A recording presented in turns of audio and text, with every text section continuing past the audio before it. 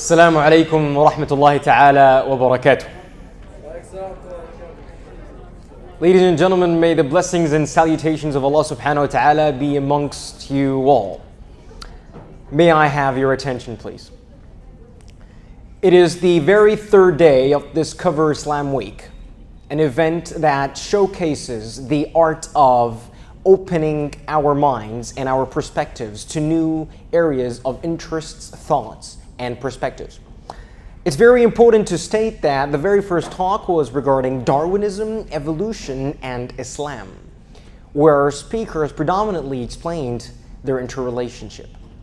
The question here is, the very second day we have discussed on, are we actually better off without religion in the first place? Yet, the very question that always pops into one's mind is, in its entirety, when we say God, is it an actual myth or is it a reality? Well, if we were to linguistically define the former, we would say a myth, which is a widely held but false belief or idea.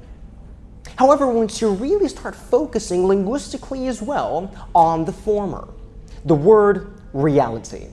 The word reality today linguistically means the following: a state or quality of existence or substance. So the question here is, which one exactly are we currently on? So our speaker for this night, who is a well-known public speaker and an author, has predominantly focused and debated in areas of religion and science. His current postgraduate study is in the area of philosophy with a particular interest in biology, in the philosophy of biology. Mr. Suboor is a speaker from the infamous Hyde Park Speakers Corner with a specialty in arguments for God's existence. So I believe quite much we will be coming out of this venue with a solid answer to whether it is a myth or is it really a reality. So the question here is God a myth or a reality? Please let's give a round of applause to Mr. Suboor Ahmad. Assalamu alaikum, which means may the peace of God be with you. I wanted to start off today with a incident, a sort of, if you like, a keyhole into the insight of some people when it comes to this question, God, myth or reality. A few years ago I was working in a city called High Wycombe, it's near London, and back in those days we didn't really have internet on our phones and we didn't really have 4G and these sorts of things. So what we used to do was go from work to the internet cafe in the good old days, log in, use your email, walk out. And internet cafes were quite popular back then. They're mostly privately held franchises or businesses. And there was this guy I used to see, he was the owner of the cafe, he used to be into video games and he used to run his own cafe and stuff, so I used to speak to him now and again. Once when I found an opportunity, I thought, okay, let me ask him, does he actually believe? So I said to him, do you believe in God? And he said, I believe in science. And he said it in a very religious tone. He said it in a very preachy way. And that particular incident always stuck with me, because it made me realize that actually he's just one guy amongst perhaps millions of people who think it's a rational reply that when someone asks you, do you believe in God? They reply, I believe in science. By the end of this presentation, you will, God willing, inshallah, see that that is the equivalent of me asking for your name and you saying, I don't like stamp collecting. Because the question and the answer do not actually have any link whatsoever. Before we answer the question about God, myth or reality, what I want to do is this. I want us to consider something. I want us to consider whether the question of God is even important. Okay, let's compare the question to another question.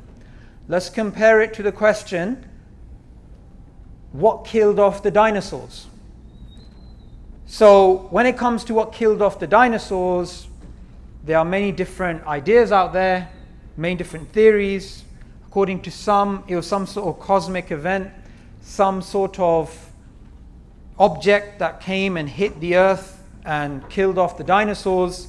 According to others, it wasn't that. It could have been perhaps some sort of environmental change which killed off the dinosaurs. Either way, what killed off the dinosaurs is not going to keep you awake at night. It is not really going to have a big impact if you found out the answer to that question, because it's just something which happened in the remote past, and it may be that they were killed off by this particular thing or that particular thing or whatever. But that particular question, answered yes, no, whichever way, doesn't really impact our lives. Now, why is this question different? This question is fundamentally different because this question impacts every single moment of our existence, every single intention we have, every single statement we say, every single action that we actually take.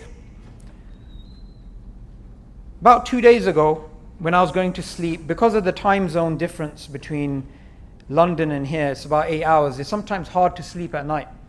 So I stay awake in bed for a few hours trying to go to sleep, and I have a white blanket to try and sleep with. And I was really trying to sleep, and I couldn't sleep, and my room was dark. I was trying to put out all the lights so that I could just sleep.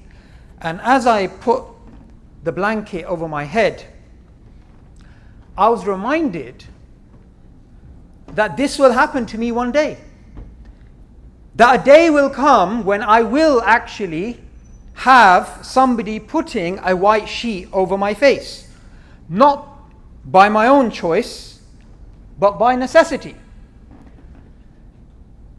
And that moment about 2 days ago, when I had that reflection that actually, whoever I am, whatever education I have, whichever friends I have, however much money I have in my bank account, who I'm married to, who my kids are, is all irrelevant. When that final moment will come, when somebody will send a WhatsApp message and say, so-and-so has passed away. And that's going to be you one day. That's a promise. That is a promise that no one can deny. You can be an atheist, you can be a theist, you can be an agnostic, you can be an ignostic, you can be a polytheist, you can be a pantheist, you can even be a panther. Makes no difference. You are going to die one day. And the question of God's existence, it's fundamental. Because if God exists, then death is not the end. If God doesn't exist, then there's nothing to worry about. Nothing at all to be concerned about. Now, what I want to do is, I want us to understand this question needs to be taken very seriously. Whether you believe in God or you do not believe in God, this is not about what particular event killed off the dinosaurs. This is something very serious. Since this is something very serious, it requires us to put aside prejudices that we may have about religion, prejudices that we may have against religious people, or any particular dislike for any particular religious injunction. Put all those things aside. We're all going to pass away. We need to know, is there a creator? Is there not a creator? And what we need to do is this. We need to understand that the question about God's existence is not just a question about what's going to happen when we die. It's also a question about the way we live this life. Jim Carrey, the famous comedian, many of you guys probably don't know him because he used to be very famous in the 90s and 80s. Jesse Ventura and those sort of films, Ace Ventura, sorry, Liar, Liar, you know, The Truman Show. He's now a bit older. He's got a grey beard, he's in his some 50s, and he's no longer that young, handsome guy that he used to be. And he said something very interesting. He said, I wish everybody has what I have, meaning his money, his fame, his access to traveling all over the world, his access to eat whatever food he wants, his access to meet any celebrity he wants, having millions of people following him on Facebook, Instagram. So basically, what we are told from a capitalistic point of view, what is the good life? What is, if you like, the American dream, or what is, you know, the pursuit of happiness? He says, I wish everybody had what I have, so that they know this is not the answer. And the reason why I remember that statement is because that's kind of similar to the statement or the sentiment that I came to perhaps when I left university about 10 years ago, when I pretty much was on my way to living the good life, and I just reflected about the shortness of this life, and just reflected about, do these things really make us happy? These things that we're told, you know, if you get a job, you get happy. If you get married, you have kids, you get happy. If your children, you pay off their tuition fees to go off at, you know, whatever university, you're going to be happy. And I came to the conclusion, actually, no. I don't think these things make people happy. Simply because if you look at the lives of celebrities, the sort of people who have everything in the world, they're miserable. Some of them die from overdoses. Some of them are on antidepressants. Some of them, they just have a fake smile. They just try and live life through this sort of mask, through this sort of veneer that, you know, we have this particular life. But there's something which is fundamental to the human existence, which is this. A pen, like the pen which is here, has a particular purpose. The purpose is to write. And when it writes, if the pen had a soul, the pen would be happy because it's doing what it was created to do. The human being, the human experience, is fundamentally to have a relationship with God, and it's through that relationship that a human being will find happiness. So we need to know if the belief in God is rational or is irrational, because this doesn't just impact where we're going to go, it also impacts our very lives as it stands. Now we need to look into who is God.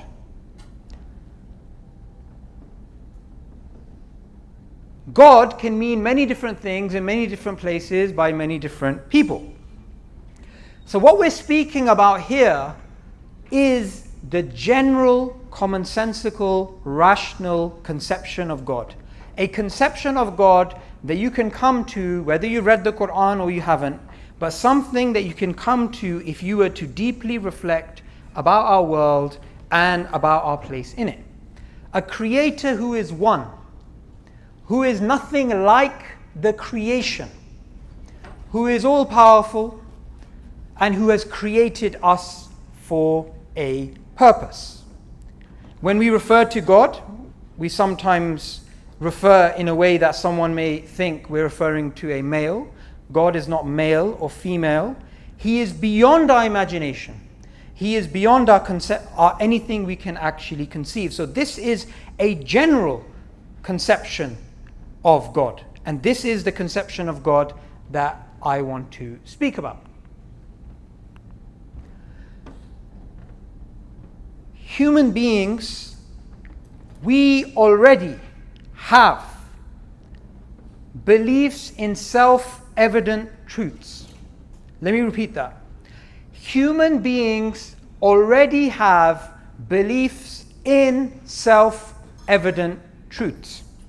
Self-evident truths are things which we know to be true without any evidence. Sometimes in this world of post-truth and scientific pseudo-rationalism, we're taught you have to have proof for every single thing that you believe. That's actually nonsense. Every single thing that you believe should be rational, yes, but not every single thing in the world needs proof. For example, we all believe that the world is real, that we are all here, we're all real, we're not actually in some sort of illusion, some sort of matrix. That rational belief can never be proven, but it's a rational belief, it's a self-evident truth.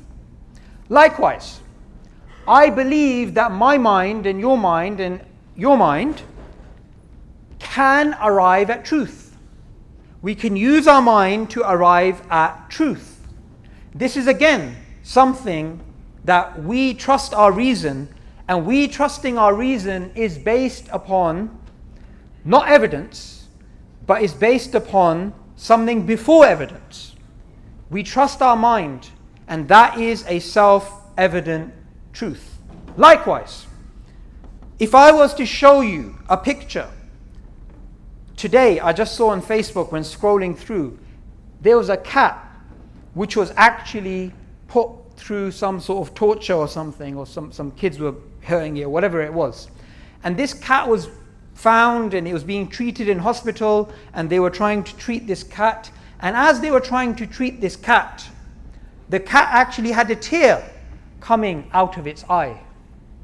Now, the idea of right and wrong, the idea that hurting an animal like a cat is wrong, is not something that you can prove.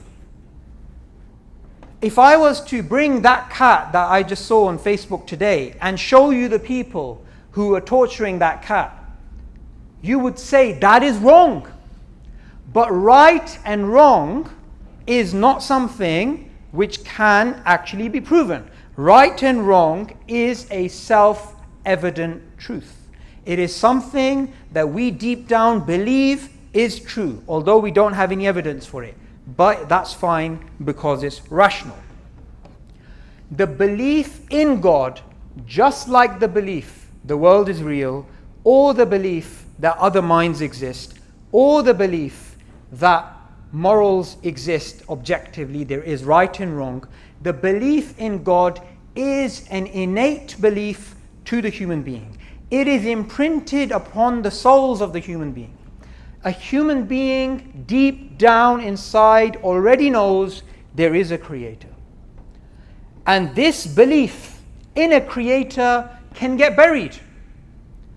It can become buried by many different factors.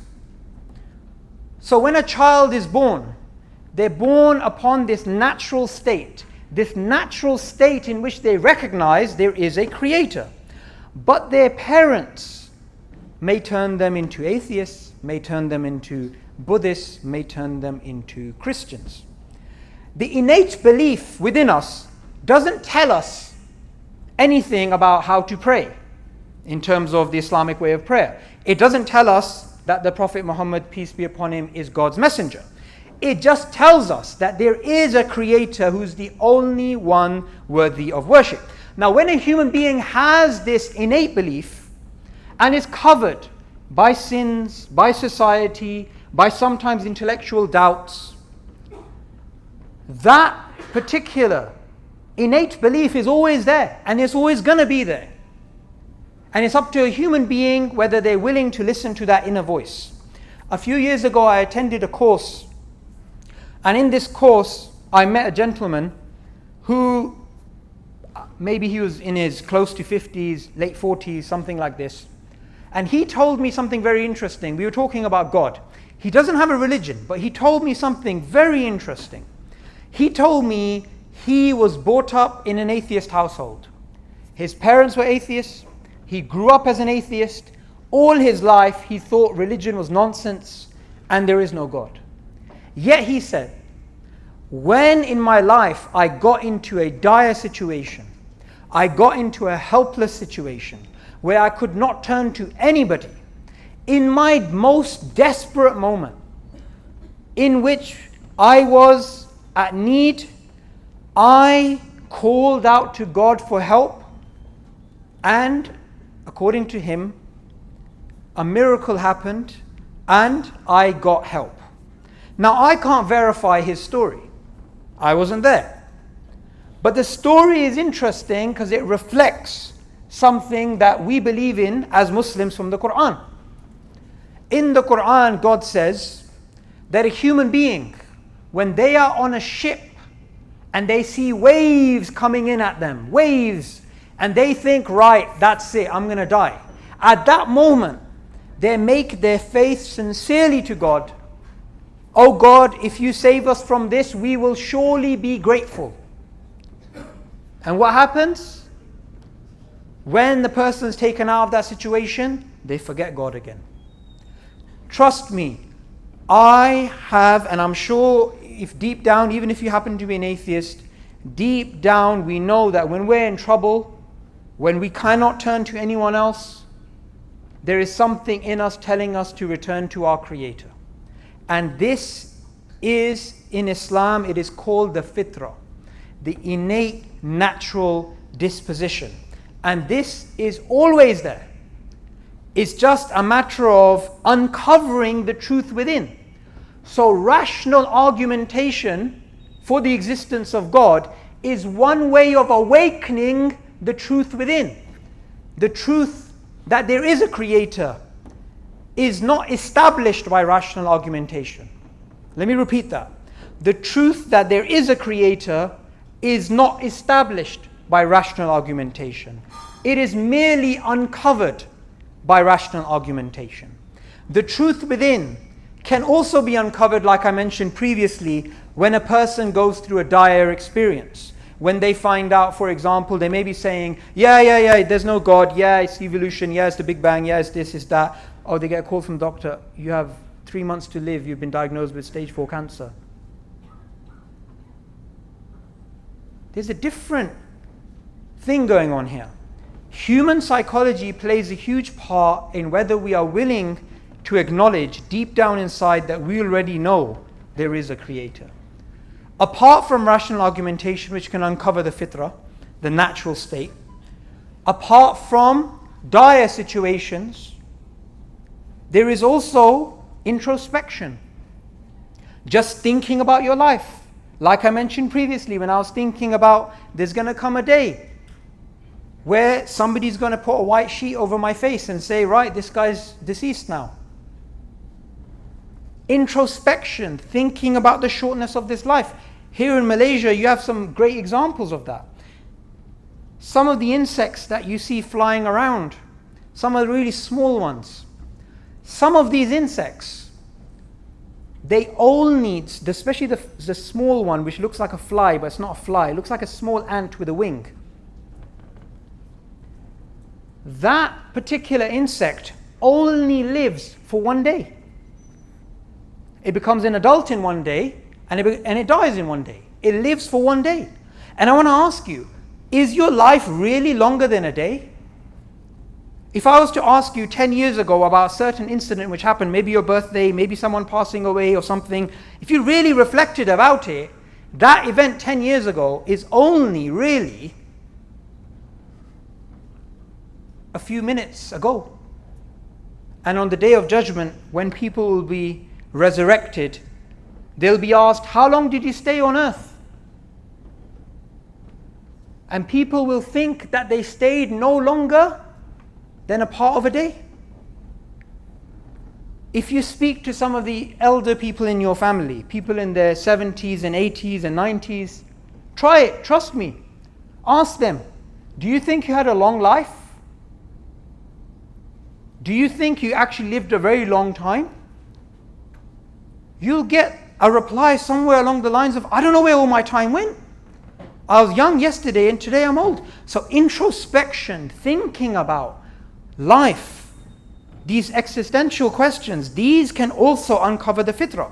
Likewise, one last thing which can also help facilitate uncovering the fitrah is direct contact with revelation, direct contact with hearing the word of the Quran, or hearing a statement of the Prophet Muhammad, peace be upon him. These can also facilitate uncovering the fitrah. You don't want to wait until you get into a situation like this. Because trust me, there's going to come a day, you may not be on a ship, but it may simply be a situation where you have children and through some series of incidents, you cannot provide for them and they're starving and they can't sleep. Or a situation where you discover you only have a few hours to live because you're on a plane that's about to crash. Don't wait until you're in this situation. Reflect, think, and project yourself into the future. Because psychology here is extremely important. Sometimes when you're having, I've had years of experience of talking to atheists, right? There's a huge difference when you speak to an atheist, when you first prime him thinking about how this question of God is important. When you're doing a merely intellectual exercise, it's just gymnastics. That's all it is. I give you an argument, you give me an argument. I give you an argument, you give me an argument. It's like badminton. But when you start thinking about these questions deeply, that's when a human being starts thinking about these questions correctly and with the right frame of mind.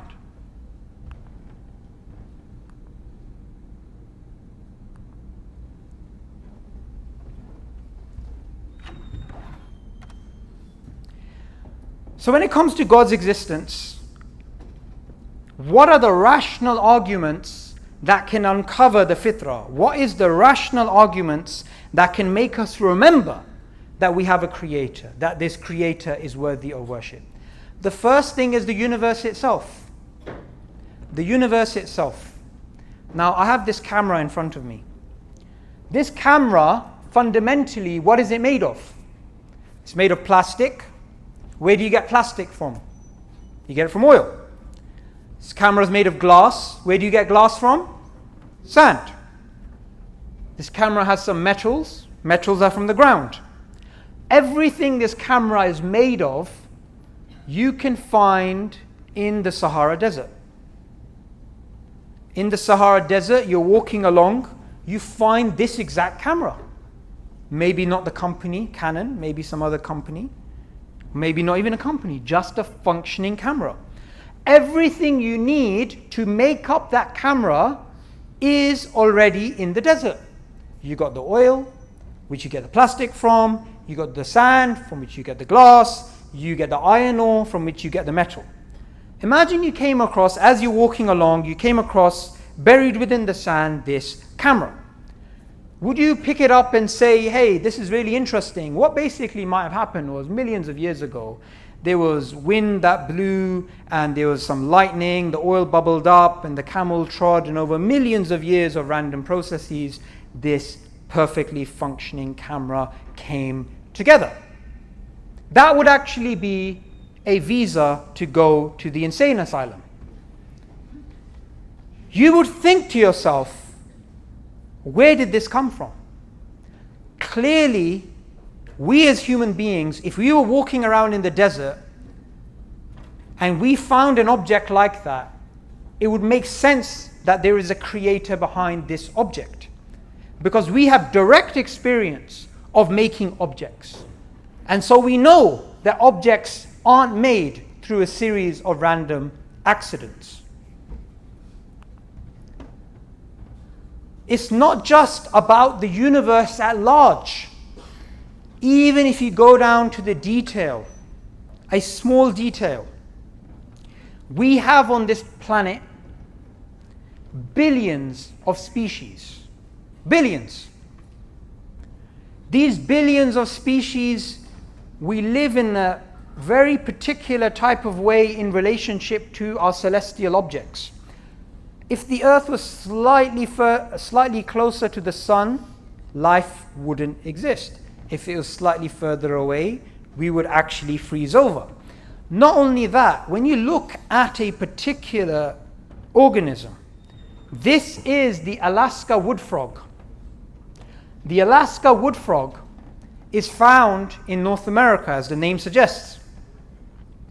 The Alaska wood frog lives in an environment which is extremely harsh, in an environment in which the temperatures drop to a level that life cannot carry on existing in terms of organisms. You cannot have insects, you cannot have other beings, small beings, living in that extremely cold environment.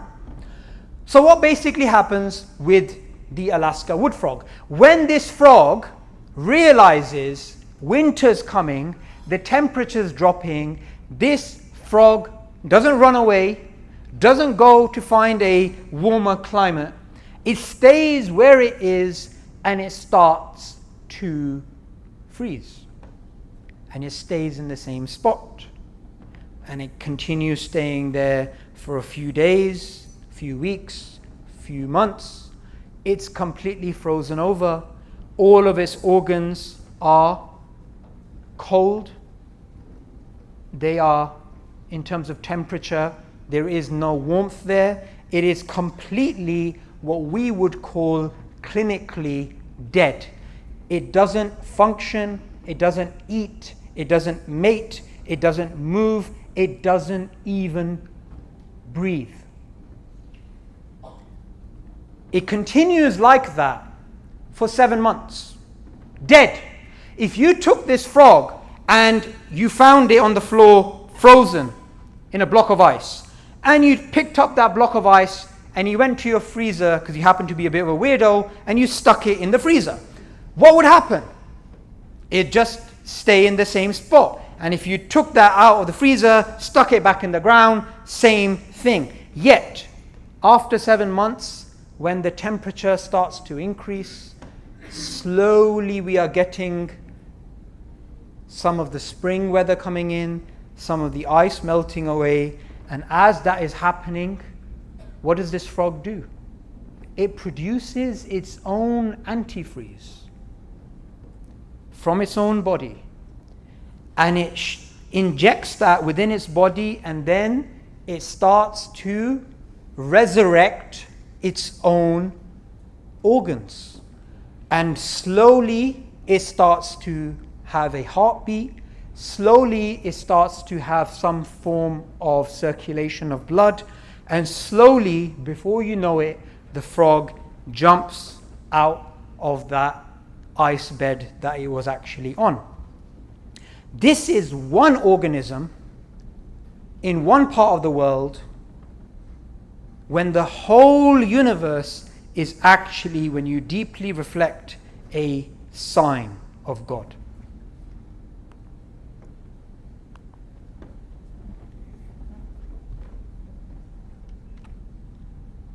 Another thing to think about is this.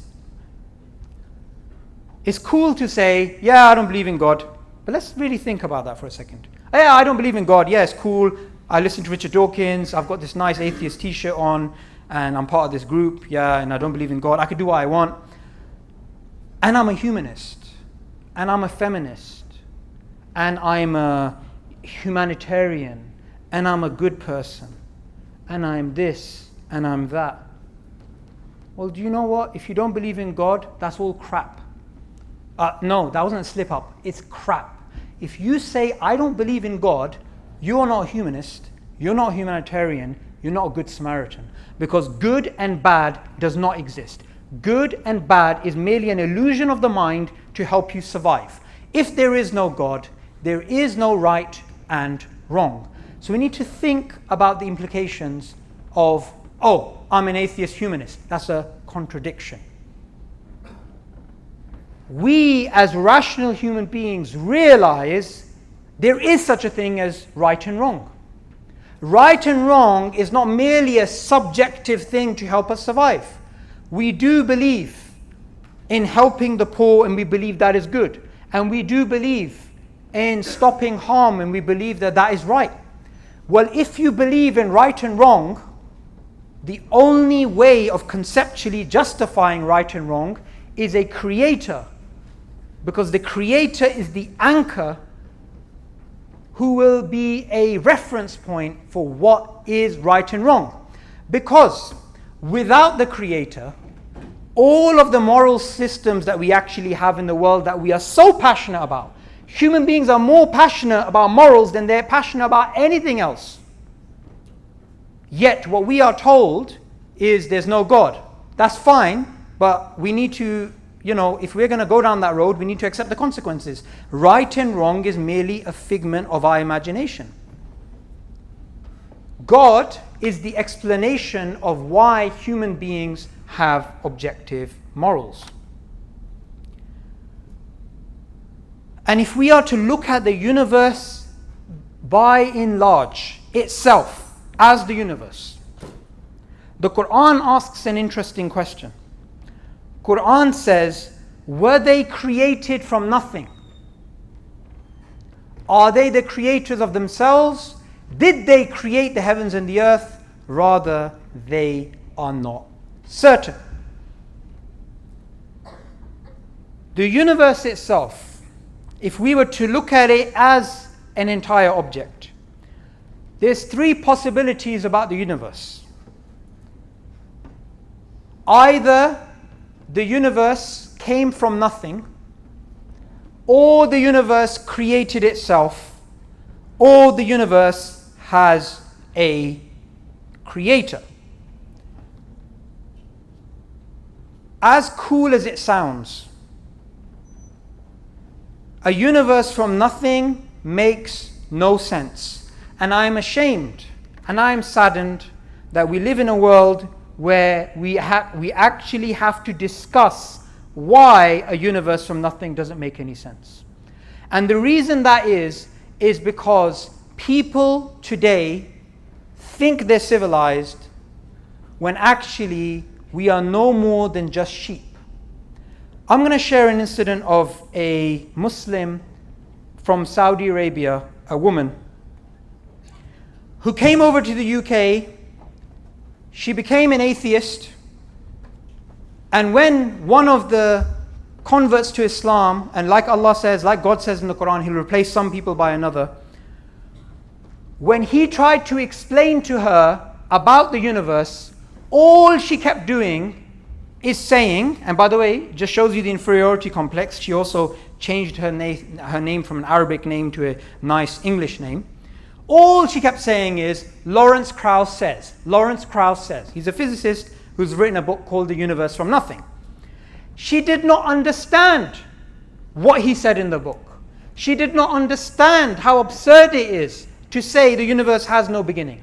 But she wanted to follow her desires and not believe in God. So all she kept arguing is, no, the universe did come from nothing. The universe did come from nothing. Well, look, simple analogy. From nothing comes nothing. It's sad that today we actually have to make this point.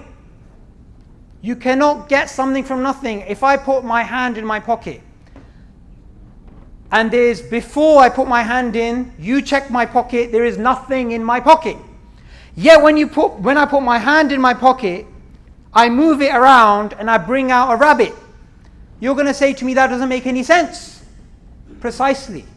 So the idea of a universe coming from nothing is just childish. Secondly, believe it or not, the desperation of the atheists, they will say the universe created itself.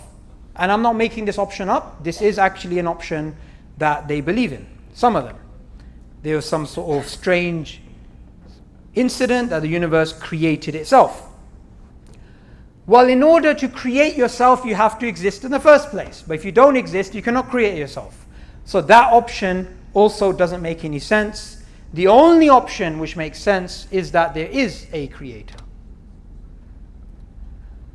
So apart from the rational argumentation, there is a simple formula which the Quran promotes, the book of the Muslim promotes, which is this.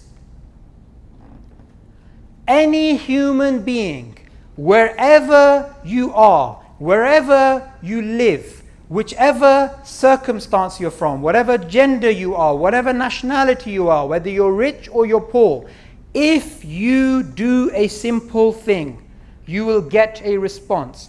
If you call out for guidance, you will get guided. If you are sincere, it is impossible that you as a human being are sincere and you're looking for guidance and you do not get guidance. That is impossible. I've had direct experience with people who used to be militant atheists or sometimes from other backgrounds.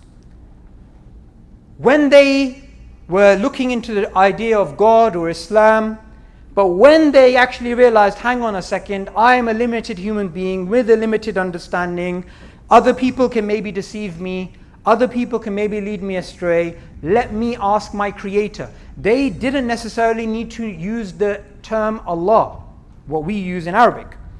They didn't necessarily need to pray in the way that Muslims prayed.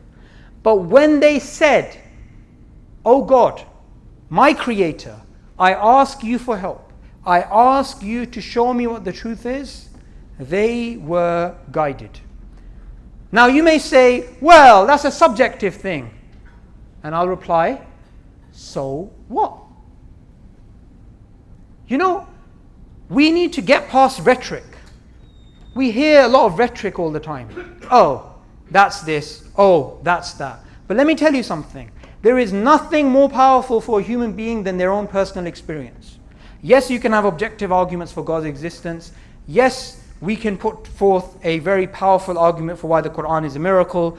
But there is nothing which is more powerful than your own experiences with God. Because those experiences are priceless, and those experiences cannot be challenged by anyone's argument.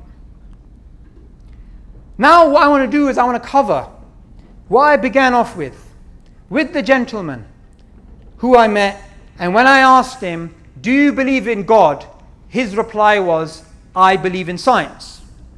And I want to show you how absurd that reply is. And the example I gave is that's the equivalent of me asking you what your name is and you replying something like, "I don't like stamp collecting." Why it's absurd is this.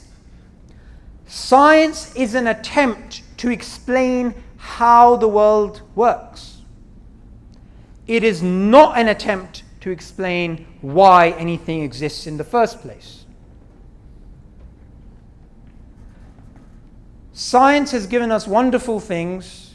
This presentation is because of science. This camera is because of science. We're sitting here with these blocks in our pockets which are linked to satellites because of science. And because of science, we can always get regular updates about Lady Gaga.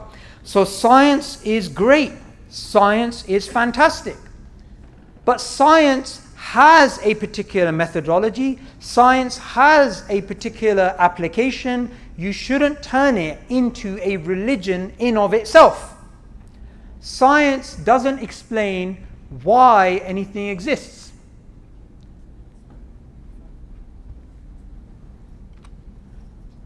Science is only an attempt to explain how the world exists. So even when it comes to evolutionary biology, whether you are somebody who believes in Darwinian evolution or you're somebody that does not believe in Darwinian evolution, don't try and use that as an excuse not to believe in God. How many people here have heard of the God delusion? Raise your hands. The God delusion, Richard Dawkins' book. Few. Okay. That is the most famous atheist book in the world. That is, if you like, the Atheist Manifesto. That is, if you like, the Atheist Bible. The central argument of the God delusion is based upon Darwinian evolution. And it's written by the Oxford biologist Richard Dawkins. And what he says in another book is that Darwin allowed us to be intellectually satisfied atheists. Now the problem is this. Darwin himself was never an intellectually satisfied atheist. The only person who's going to be an intellectually satisfied atheist after studying evolutionary biology is somebody who fundamentally doesn't understand the difference between how and why. They think the how is the why, and there's a big difference between the two. What we need to realize is that science is not a threat to God. Science, if anything, is a way of understanding God's creation, the mechanisms that are put into place for life to flourish. This handsome gentleman is the guy who may look like somebody who served you in the cafeteria today, but this is actually Genghis Khan. Genghis Khan doesn't need an introduction. There are millions of corpses which are enough to show his introduction. There are maps which had to be redrawn to make his introduction. Genghis Khan as a figure in the history of the world is somebody who is undeniable. You cannot deny that this person existed. But I want to ask you a question. Can you prove scientifically that Genghis Khan existed? You may say, whoa, what we can do is we can take a DNA kit and we can go to his grave. Whoa. We don't know where his grave is. Legend has it that he was buried in a secret place in Mongolia, and the people who buried him were actually killed so that no one finds out where he's actually buried. So we can't do that. How can we prove scientifically he exists? We actually can't. It is impossible to show that he existed scientifically. The existence of Genghis Khan is not based upon science. The existence of Genghis Khan is based upon what's known as testimony. Testimony is a valid source of knowledge. If I was to call you up here on stage, and if I was to extract, whether you believe in God or you don't, whether you're an atheist, Buddhist, whatever, if I was to extract the beliefs that you hold which are rational, the beliefs that you hold which are rational, more than 99% of your beliefs are based upon testimony. They're not based upon science. Now you may say, but I believe in the Big Bang, but I believe in Darwin's theory of evolution, but I believe in the theory of phlogiston or whatever. Your belief in those things is still based upon the testimony of scientists. You never did the experiments yourself. When you go to a library and you study science, physics, philosophy, history, poetry, you are accepting the testimony of other people. Majority of human knowledge, which is rational, is not based upon science, is based upon testimony.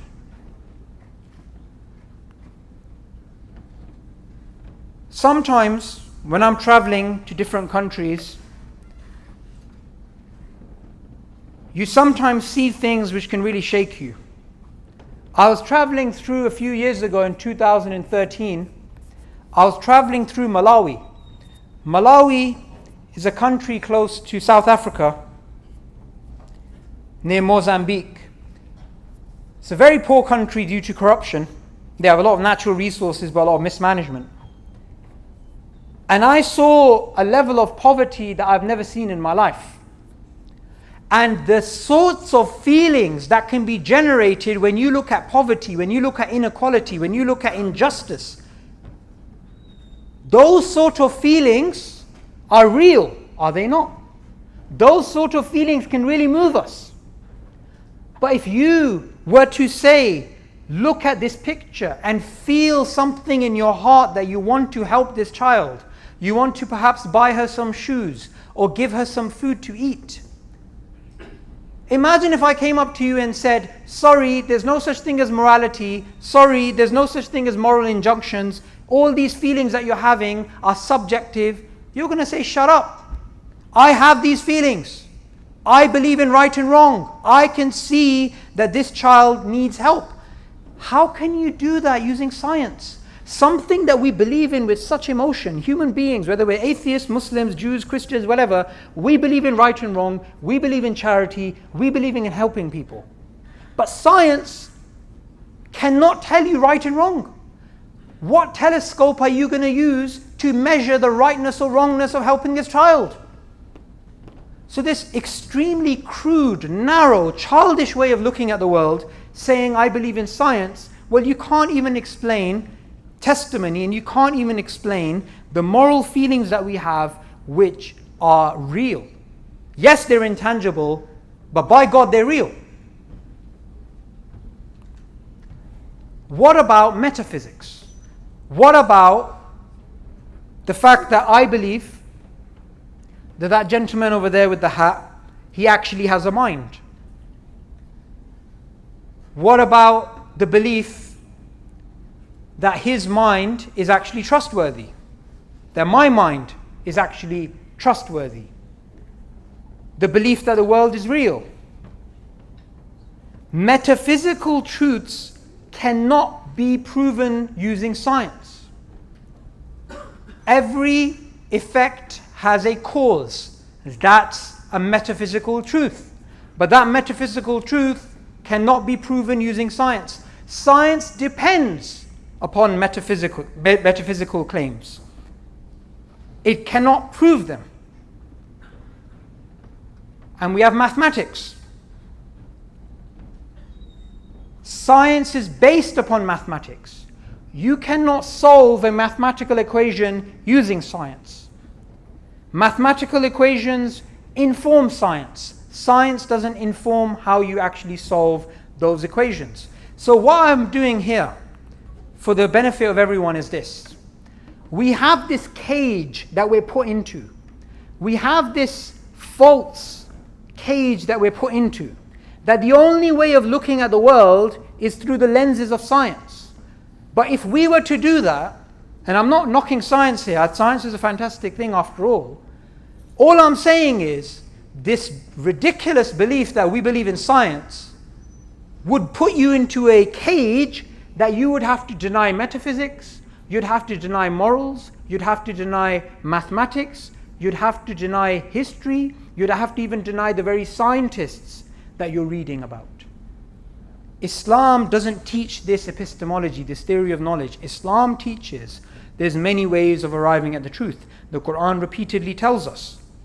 It tells us to use our mind, to use our reason. And it tells us that using these tools will actually bring us closer to God, not further away from God.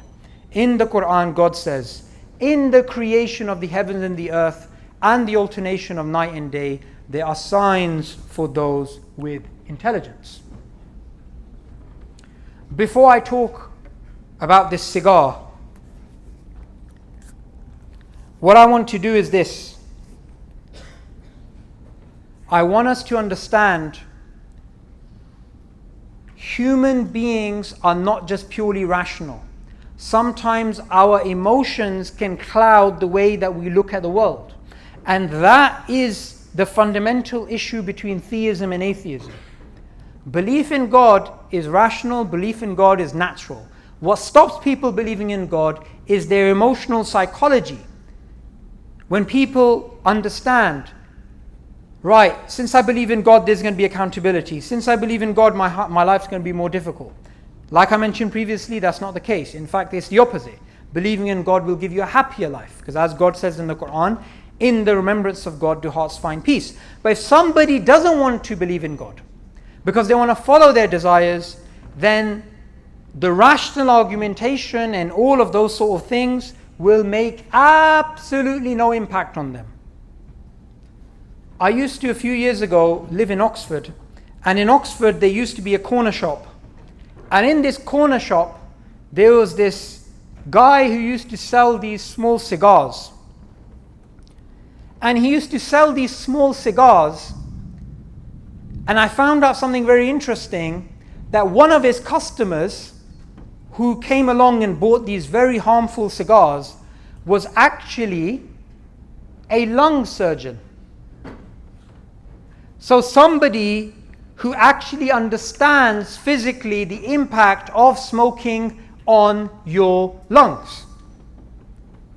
And for anybody that's seen pictures of what cigarette smoking over a number of decades can do to your lungs, you will understand how ridiculous it would be for a lung surgeon to actually smoke cigars.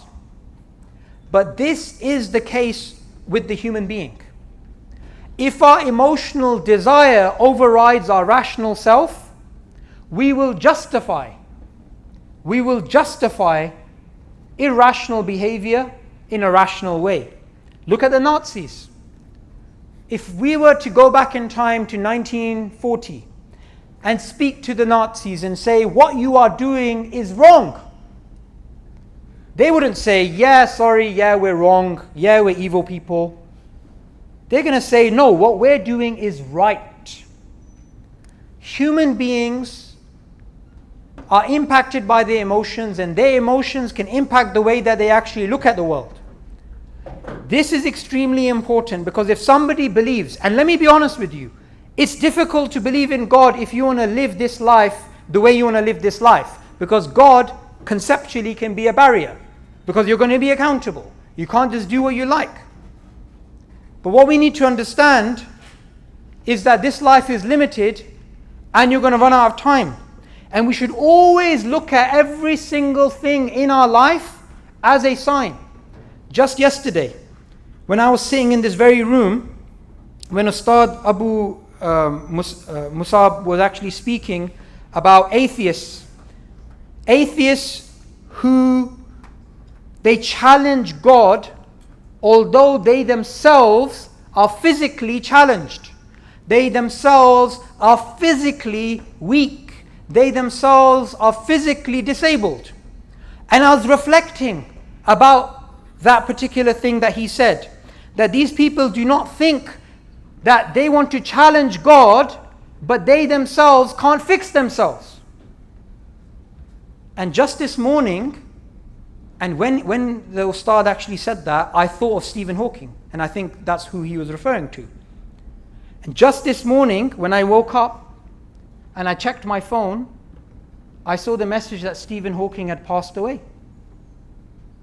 This was a sign for me, because I was thinking, this is the same thing we were talking about last night. That how can human beings challenge God when we're fundamentally so pathetic? We're fundamentally, if you really think about it, if you want to challenge God, we're so pathetic. Which human being can walk that the earth cracks and their height meets the height of the mountains? Which human being? We're so needy. Every couple of hours, we need water, we need food, we need coffee, we need this, we need that. And we want to challenge God. We need to understand our role in life, and we need to understand how short this life is, and that's going to help us to be in the right framework to understand the greatness of God and the reason why we actually exist.